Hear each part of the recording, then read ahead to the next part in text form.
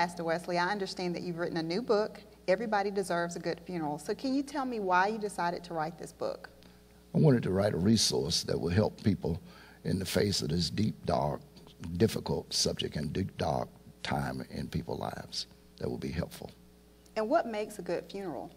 3 things: a good mortuary, flowers that express grief and thanksgiving, and the funeral itself, the service, to help people gain closure.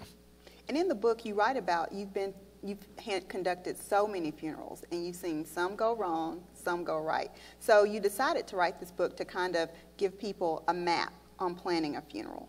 Can you expand on that? Yeah, when one goes to a funeral home, for example, there are a lot of things that are gripping the people. And to take away some of the edge off of some of that, we've provided an understanding of what that process is about. And then the service itself, there are tips there for preachers and others to help them to negotiate what is necessary for them to be effective in delivering a good service. Well, that's good to hear. And in today's world, it's so hard to talk about death. It's all around us. We hear it from morning to night. So why should people buy the book? What's going to encourage them to actually pick up the book if we don't like talking about death?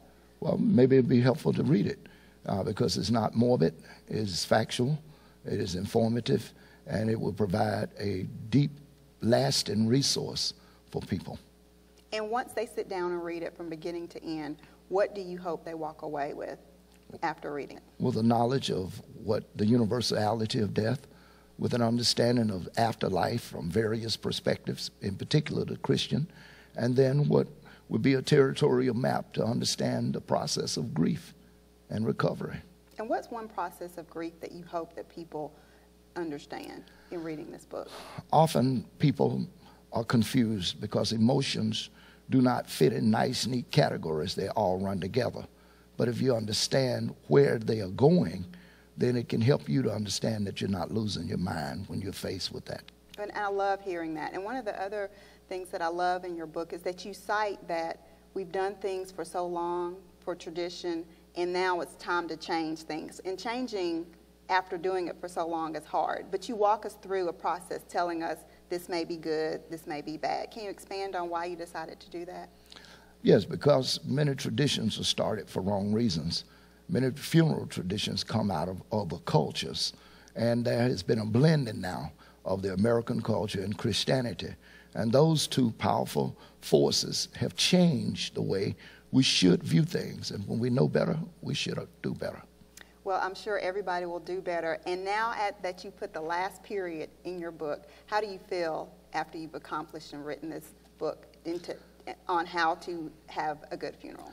I feel great because I know that this is going to be a lasting resource that is going to help a lot of people. And have you heard any feedback yet from members? Yes, from those who have had an opportunity to read it. There's been positive feedback, very positive. And what have they said? They've said, this is really deep. This is really good. This is really informative. It really is, Pastor. And thank you so much for sharing your thoughts and your wisdom through your new book. Thank you.